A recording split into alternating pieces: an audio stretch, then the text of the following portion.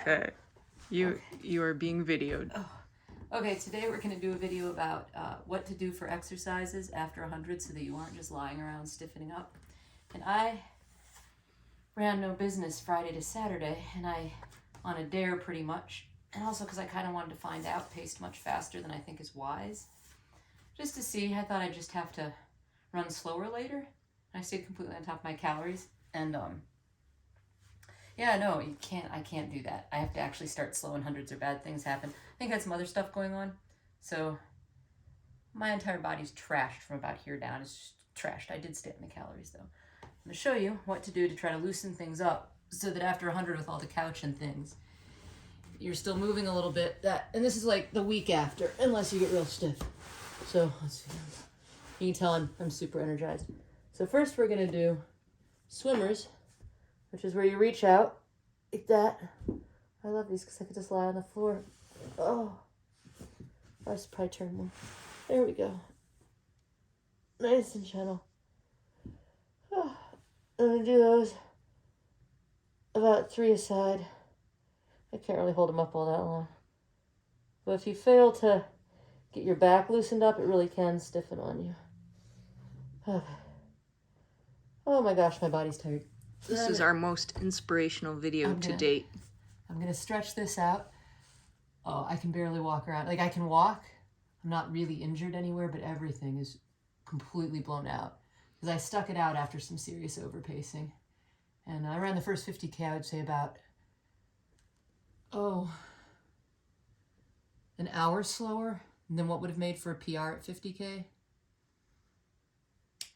Well, not a PR, but like about an hour slower than what I would try to run on that course if it was a 50K race and I was stopping at 50K. That is not really enough slowed down.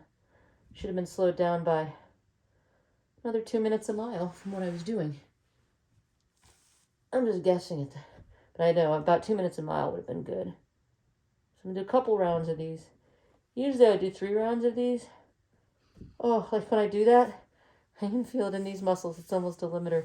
Sore all down the backs of my legs. Oh, but from sitting on the couch resting and sitting in cars after. Oh, see, that's round 1. I couldn't flex my back like this. It was refusing. So you can see it's already loosening up. And I did this morning, and I might do it again later tonight. Just these gentle ones. So this is an everyday, 2 or 3 times a day. So then the next thing you do is you lie on your back like this. You know, I changed the angle. And you put your feet together, and you let your legs go over like this. But you keep seeing my shoulders, I'm trying to leave them flat. These are all such great lying down exercises. This is just, you just try to let as much of this stay flat up here, and as much of this turn. So it's not rolling my whole body, it's trying to let it kind of loosen up. And just do. Oh, that feels so nice. Because everything is going to be just compressed and compacted and stiff. So do a few of these. I would usually do a few more, but I don't want to bore you guys completely to tears. Okay, and then the third thing you do is you do some clamshells, which, because almost always you're going to have a little bit of off in your pelvis. We all have some give to those ligaments. I'm particularly, mine have more give even, and they tend to upslip and rotate, but it goes up and then it goes like that. And these are one of the really basic exercises for getting it to behave again, but also they're generally good for you. You do these, make sure you're not, it's so easy when I'm tired. See me shift my hips back? Look at that. I just go like this to pick my leg up. Don't do that. If all you can do is pick up like this, oh my gosh, that might be all I can do. And that's all you do. Usually I would sit up and stay facing you guys, but that's like, sitting up is effort right now. My whole core is blown out. But again, I'm going to try to not shift my hip back and roll. Make sure that I actually do a clamshell, even if it's very little ones. And even if it's just a few. All right, I'm going to skip set 2 for now. Probably do a few more after you guys are done watching. Then you want to do your glute bridges, which also, these are hard. I'm not going to do them like usual, so I'm going to put my one foot in straight in the air. I'm not going to try to hold it out where it's more difficult to do. I'm going to hold it up, I'm going to lift up. I'm going to do just a couple of them. I'm going to still make sure that I hold this hip up and don't let it fall. But I wanted you guys to see the height above the floor? Usually there's more height than that. Usually I can come up higher.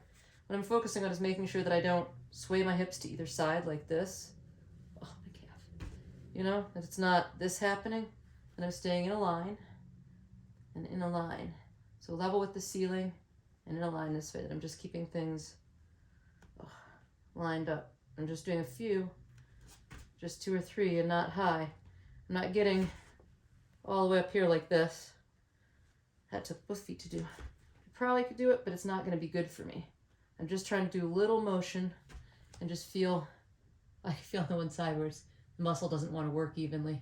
Because things are just so sore that my body will try to do old bad habits and compensations. So I'm doing this to kind of check on that. The only other thing that's worth doing is you stretch the back this way, then grab one knee like this. See how I can push out against my own hand? Like that. See how I can push in against my own hand? So I'm going to do opposites. So this is me pushing in and trying to resist. Oh! And this is me pushing my knees outward like that. Love my sound effects. It's going to look great later. So I'm going to do opposites. I'm going to grab one like this and one like this. And I'm going to try to bring this knee towards my face while that one tries to go the other way against resistance. Then I'm going to switch. I'm just going to do a few seconds of each one. This is just to activate some of the muscles that keep your pelvis generally kind of in a neutral position so that it doesn't pull unevenly on everything.